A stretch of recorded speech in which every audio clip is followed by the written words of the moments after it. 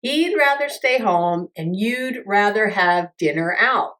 She needs alone time after work, and all you want to do is talk about your day.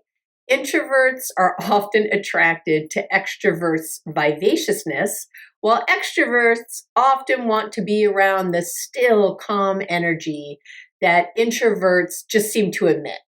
So falling in love can feel easy, but being in a relationship then becomes hard as you have different wants and needs. So, can introverts and extroverts be happy in a relationship? Well, the simple answer is absolutely. But how do you get there when you feel at odds so often? You get there by following my 3 steps for creating a connected, loving relationship. So, stay tuned. Welcome back to the podcast. I'm your host, Dr. Abby Medcalf, here to talk about introverts and extroverts in love. And I want to say we'll be talking about love relationships today, but if you are an introvert or an extrovert, you're likely having certain kinds of issues in all kinds of relationships with people who feel on a different end of the spectrum than you. So it might be parents or siblings or friends. So this really, my 3 steps apply everywhere. But today we're going to focus on love. All right. So, so let's introduce the topic. You know me, let's give a little background and then we'll jump in. So Carl Jung, he's a famed psychiatrist and psychologist, psychoanalyst. He was the first person to specifically identify introversion and extroversion as personality traits. I do want to say, extroversion, I'll be saying it that way, E-X-T-R-O, but it's also spelled extra, like extra, E-X-T-R-A version.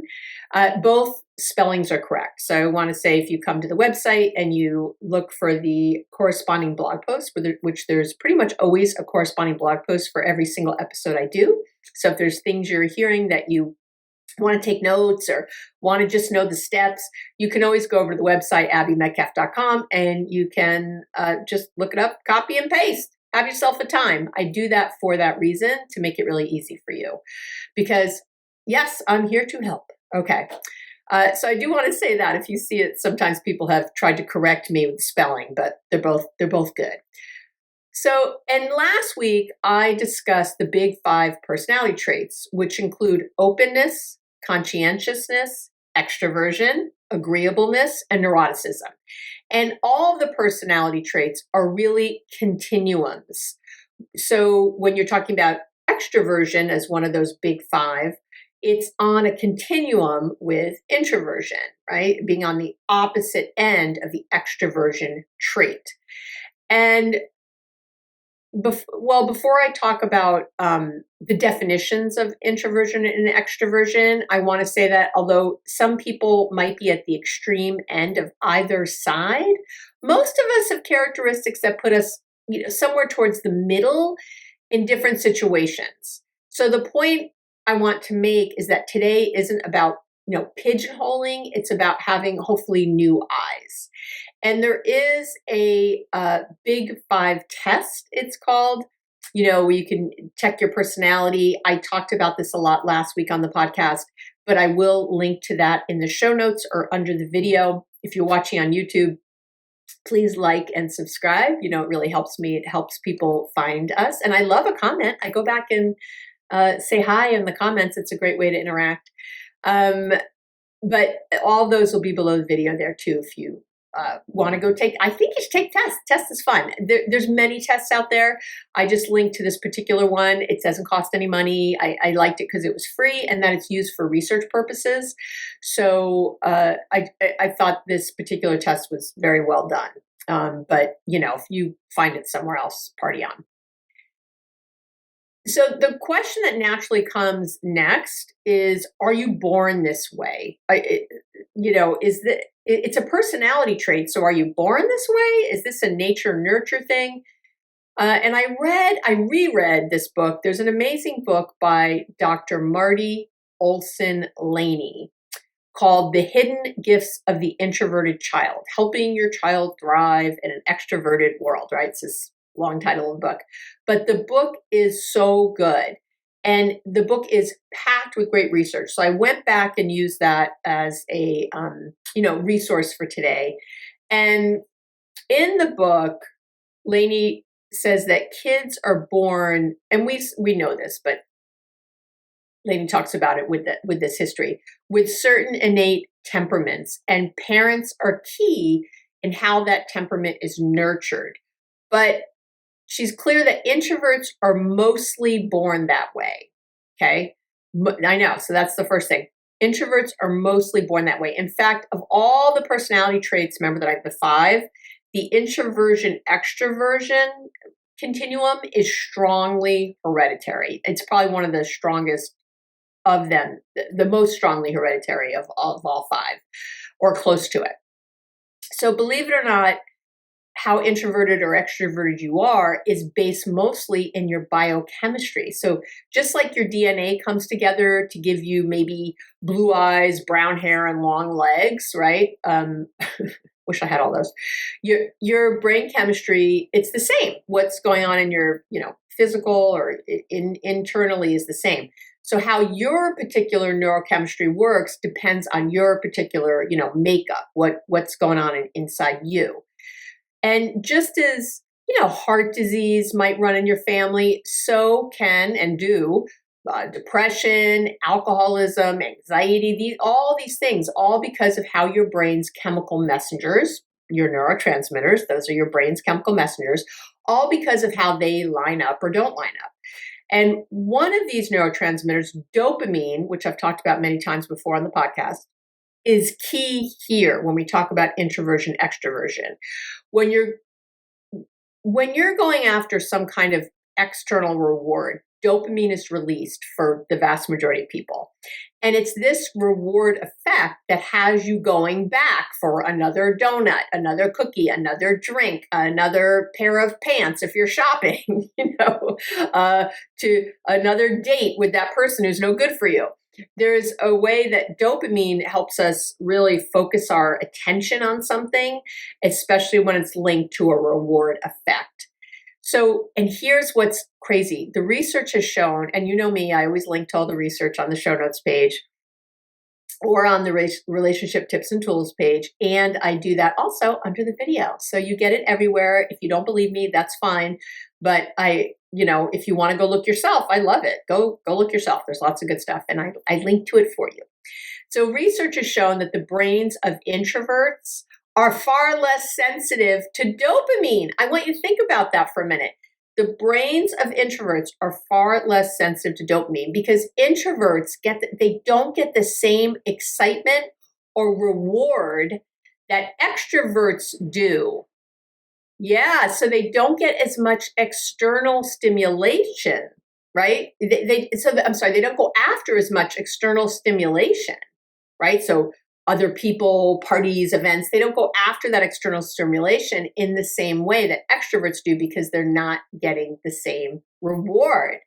So it's nature, your biochemistry, and of course, what events and circumstances happen to you, the nurture part, so the nature part and the nurture part, that decide where you're going to be on that introversion-extroversion continuum. But again, the research shows that most people tend to stay true to the preference they showed in the first 4 months of your life. I know.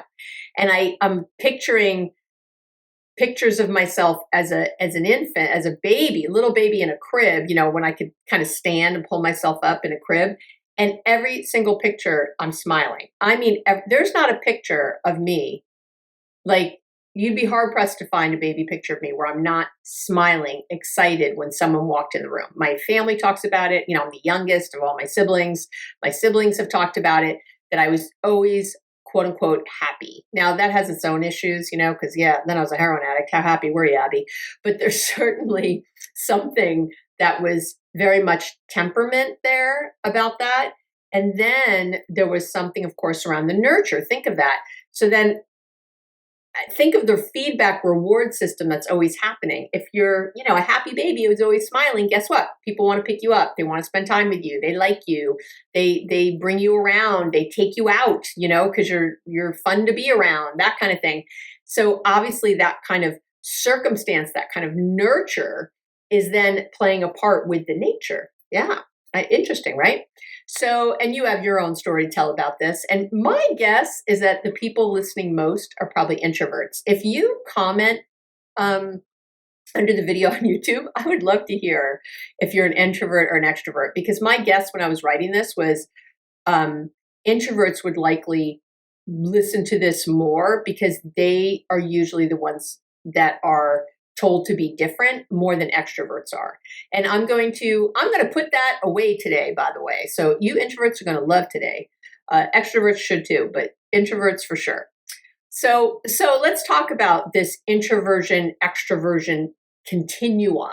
Okay, what that is of the big 5 personality traits. There's a continuum here. So first things first, I want to really be clear. Introversion and shyness are 2 different things. I want you to hear that again. Being an introvert does not mean you're shy. You could be shy and an introvert, but that's something different. They're different.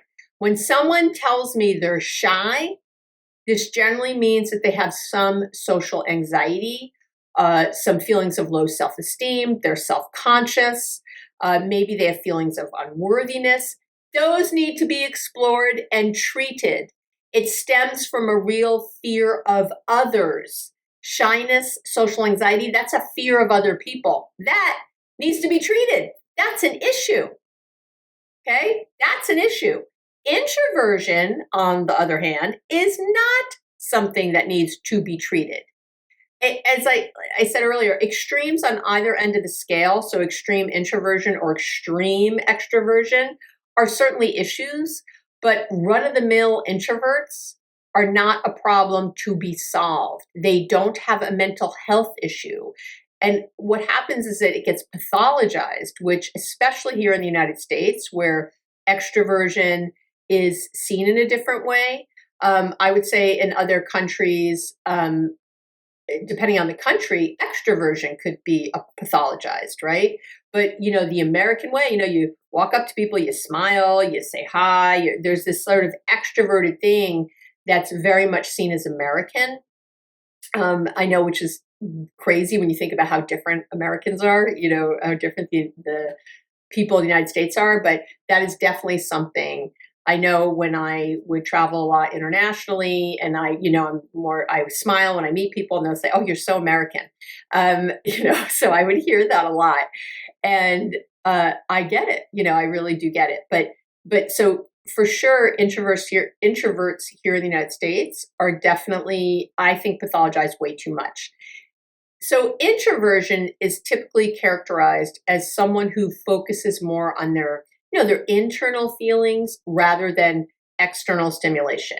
And I'd say the big marker is that introverts find energy and, really fill their tanks with time alone, while extroverts feel their batteries recharged after spending time with friends or at an event, a concert, a sporting event, a party.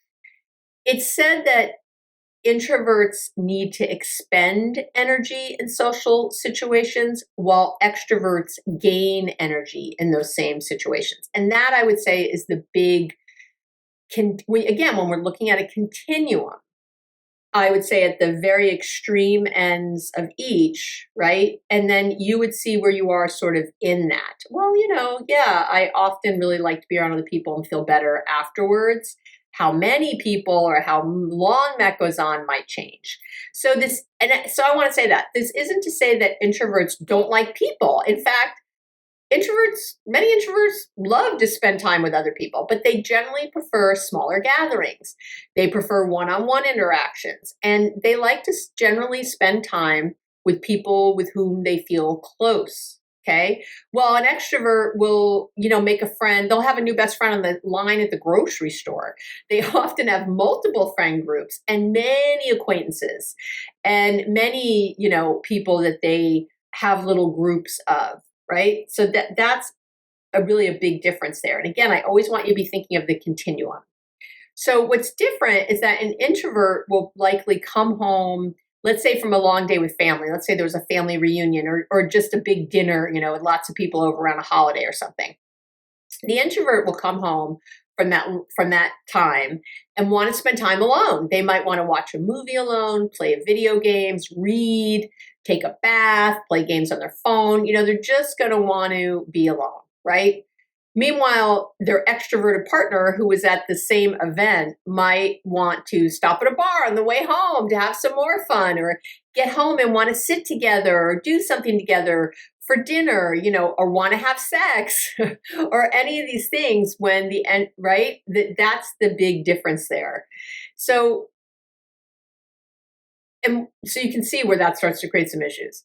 When it comes to friends, extroverts will have many groups of friends often, like I said, and will love to do fun things with them, while an introvert will likely have a smaller group of close friends with more emotionally close relationships. So, of course, they want to do fun things too, but it's more about maybe sharing an experience that brings them closer versus having maybe a broader experience that they want to, document on social media. Extroverts can go out, have a boisterous dinner, do an escape room, and then meet up for drinks after and feel elated, right? So happy, focused, and they can recount all the fun they had. Meanwhile, research shows that introverts don't do well in situations where there's a lot going on because too much stimulation leaves them feeling overwhelmed and distracted. So yes, introverts are more easily distracted than extroverts in general. So wanting calmer situations isn't just a preference, it's really a need when you think of it that way, right? I know. And being too extreme on the introversion end, of course, can have negative effects, right? So there's isolation, there's usually a lot of mental health issues there, there's even physical issues. There's difficulty maintaining relationships, and there's often, again, depression, anxiety.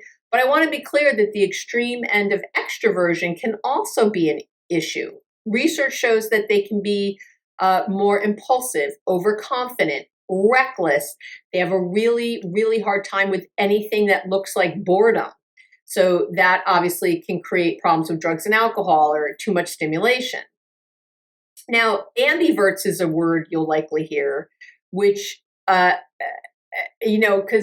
I guess as much as it's fun to diagnose ourselves as introverts or extroverts, most people are actually ambiverts, where we can enjoy spending time with others but still need to recharge. For many of us, our introversion or extroversion depends on the people and the situation we're in. I know it really does for me.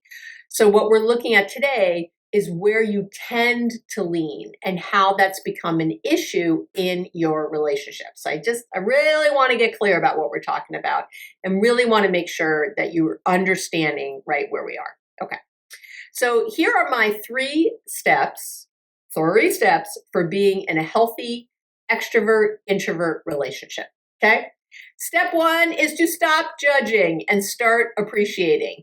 Being an extrovert or an introvert is part of your personality and not something to be fixed, as I said earlier. Again, unless you're on an extreme end of either.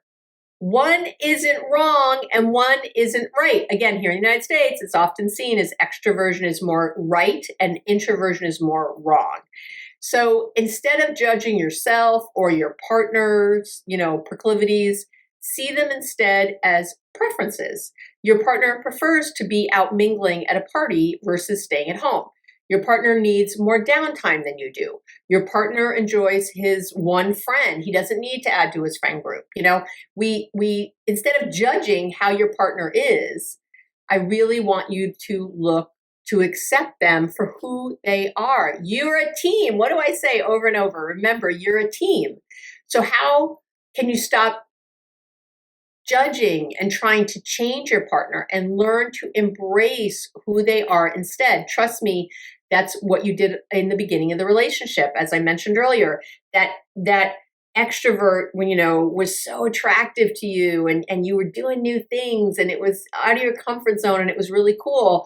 And that introvert felt like a calm pool that you wanted to relax in. It felt so good to be around them, so calming and nurturing and fabulous, right? But we forget when we're going, when we have kids and buy a house and have to pay bills and, do things together in different ways, we start to really judge. If you're an extrovert, stop judging your introverted partner. If they're quiet, it doesn't mean they're angry or frustrated. Introverts and extroverts are both fun. If you're an extrovert, your introverted partner is fun. These are the things I hear the most when I have couples arguing about this. You just might have a different definition of what having fun means, but I will hear extroverts tell their introverted partners, you just never have any fun. Why don't you want to have any fun? You have different kinds of fun. So you got to get real with that. It's not rude if your introverted partner wants to leave early or it's, a party early or something, wants to leave the dinner early. It's not rude when they say they need time alone. This is you judging what those things mean. Now, if you're an introvert, you also have to stop judging your extroverted partner. They're not too social. They're not too social. They don't, this idea that they're really egomaniacs, they just like to be the center of attention, like it's some ego thing. I'm not saying that's never at play, but often they like to engage because it energizes them. So don't judge that. Don't label that. They're not too much. That's the other one I hear a lot when I have an introvert I'm working with, and they have an extroverted partner, and they'll say, oh, they're just so much. They're just so much all the time. No, they're not. They are who they are. They are who they are. And I ask you not to judge them as I ask them not to judge you. So if any of that sounds familiar, right? You've got to stop judging and start appreciating like you did in the beginning. There had to be a beginning time when you appreciated your partner's differences. It just changed as you grew in the relationship. That appreciation changed to judgment. So it's got to change back. You got to do that first. Step 2 is I want you to learn something, not prove something in this relationship. So now that you have the judgment gone, you can hopefully see that there's a lot you can learn from one another. For you extroverts, what would it mean to slow down a notch and spend some quality time with yourself? Are you avoiding anything by being busy or out and about? How do you feel when you're quiet and calm? And how could that be good for you? For you introverts, is there any part of your introversion that does border on social anxiety that needs to be looked at? Is there any fear in your interaction with others that should be addressed? How do you feel on a day-to-day basis about your needs? Are you judging yourself unfairly? So instead of pushing against your partner's introversion or extroversion, what is it you can learn and adopt from them that could be helpful in your own growth? In conversations or in arguments, can you try to learn something instead of focusing on proving something? Can you think in that way, which I talk about a lot anyway, but it's especially important here. If your partner is different than you, do some work learning about this particular personality trait. Again, stop judging and learn about it. For example, extroverts tend to learn better through hands-on experience. This is from the research. They learn better. So again, because their biochemistry is different. So they'll jump into situations and to conversations, they'll jump in very quickly. Introverts, on the other hand, will often initially hang back and watch for a minute before they take action, right? They prefer to learn through observing. So just understanding this about your partner means you can know the best way to discuss something with them, or you can at least remind them of their preference before beginning a difficult conversation to help keep defensive-ness at a minimum. Another difference is that extroverts tend to discuss first when they're upset or, problem solving.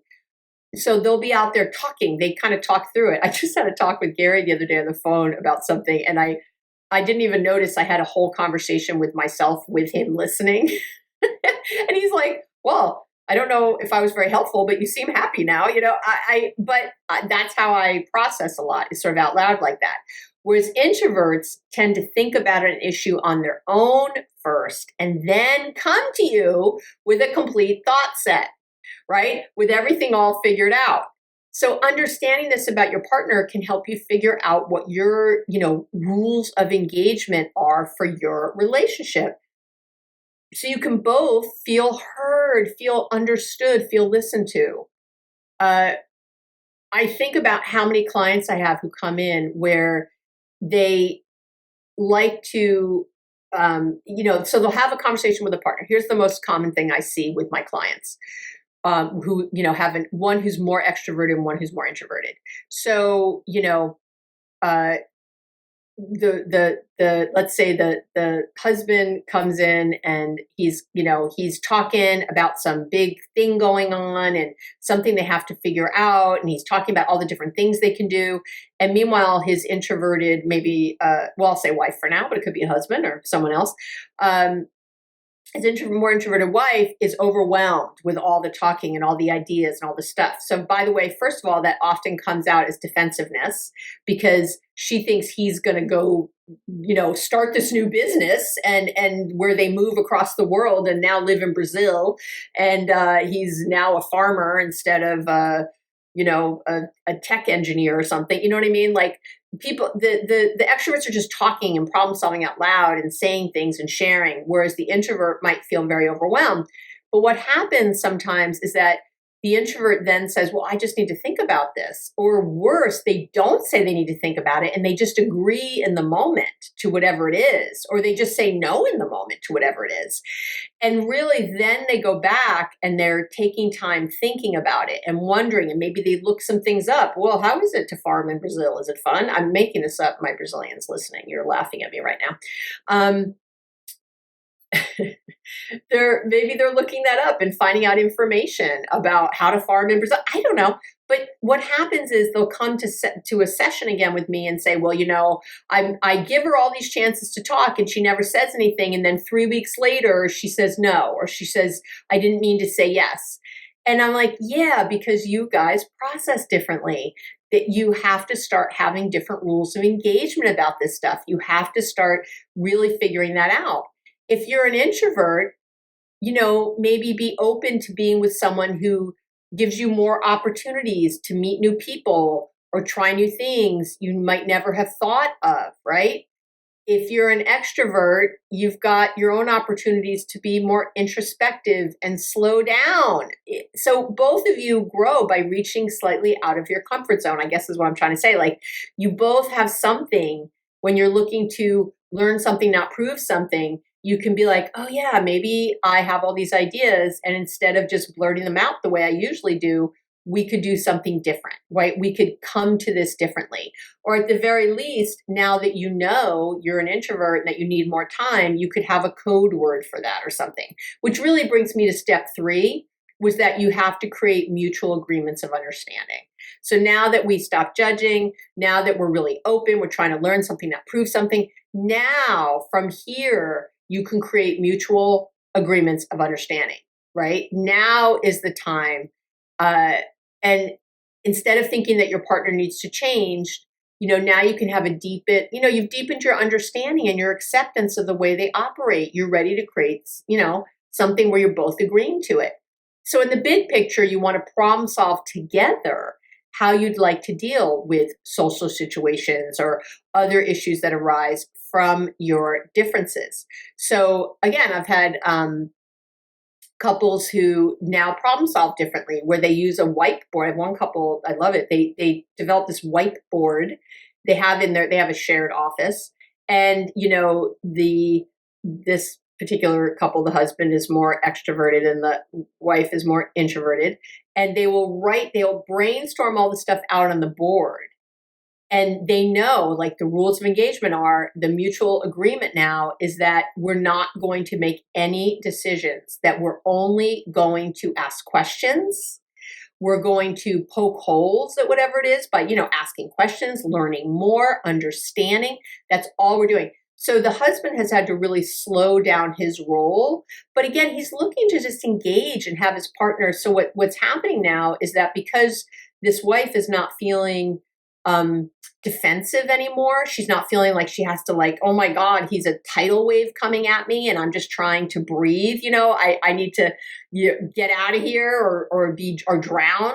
Instead, she understands that it can be a slower process and she'll have time to think so she can get excited with him.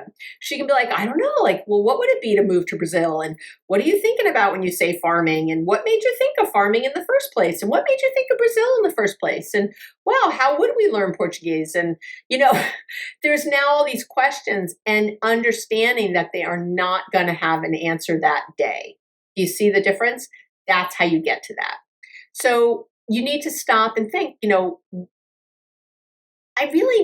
it is. I really need you to stop and think for yourself. What do I need to be happy in this relationship? The answer should not be something your partner needs to do ever, whether you're introverted, extroverted or not. Ever, ever, ever. For example, if you're an extrovert, the answer can't be, how do I need to be happy in this relationship? The answer can't be, I need my introverted partner to go do more things with me. Then I'll be happy. I know it's what you think, but it's not. I know it's a tough pill to swallow, but it's not your partner's job to change your happiness level. This is really a time for radical acceptance. And again, embracing of what is. This is who you guys are. Why are we working so hard to change? Why aren't we finding mutual solutions that we can both come on board with? So yeah, the extrovert has to slow down a little. The introvert has to lean in a little. These are beautiful things, but it's done in safety, right? Why do you need your partner with you when you go out? Or why do you need your partner to stay in more? These are good questions. The answer to these questions generally comes from insecurities or past assumptions about the way a relationship should be. I need you both to be secure in your own way of operating while you remain open and flexible to your partner's ways of operating. If your partner goes out a lot without you, you can't be at home feeling jealous and abandoned or rejected. That's about you, not them. Or maybe you're the extrovert who's misinterpreted your introverted partner's need for more alone time as their rejection and abandonment of you. These are different issues. And that's what I usually find is at the base. If you stay in love-based emotions instead of fear-based ones, it's easier to problem solve situations, right? So I have another couple, what they do is they both go, to like, let's say they're going to a big holiday party together. This just happened. It was a big birthday party for someone. They were going to a big birthday party together, but they agreed ahead of time how long they would stay. Okay. Like they both agreed how long this would be. Other times though, they've driven separately so that the introverted partner can leave if they're feeling drained. Right? Like there are so many ways to problem solve what's happening that don't involve saying one is wrong and one is right. Again, if you do steps 1 and 2 correctly, when you get to step 3 about the mutual understanding, you will see how amazingly well it goes. Because when people feel accepted, they feel safe and they take risks. They're willing to lean into something that's uncomfortable. We have to connect to correct. So, they feel like, oh, we're connected. I really do want to look differently at this. I really do want to lean in differently here.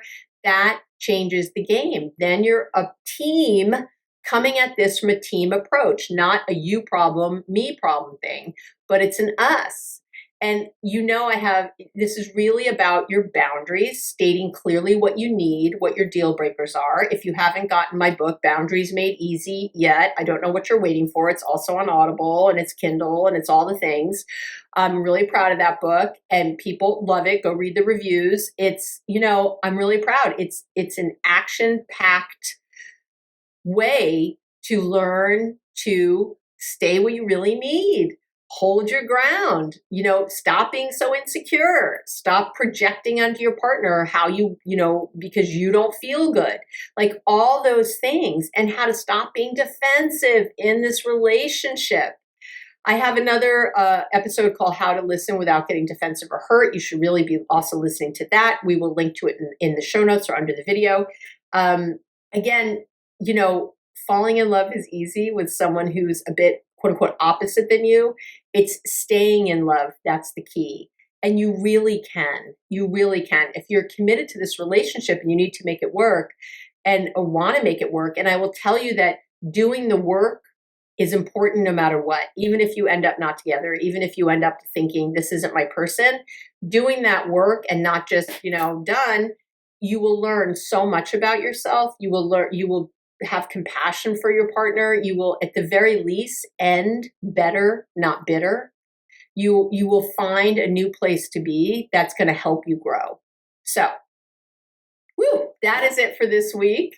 You asked for it, you got it. I did this episode because of all the people writing in asking this question. So I'm hoping last week and this week really gave you a lot to think about when it comes to extroversion and introversion in relationships. As always, I so appreciate our time together. I love, love, love doing the podcast. We're in our 6th season, almost at the end of it, and it's been 6 wonderful years. I have to tell you. Oh, I'm not going to cry today. It's been 6 wonderful years, and I appreciate all of your beautiful comments and the emails I get. Abby@abbymedcalf.com. I love them. Please tell me how you're doing. Tell me how I can help. It always means a lot.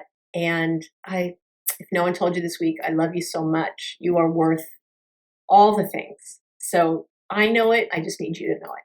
All right. Mwah. Have an amazing week, and I'll talk to you real soon.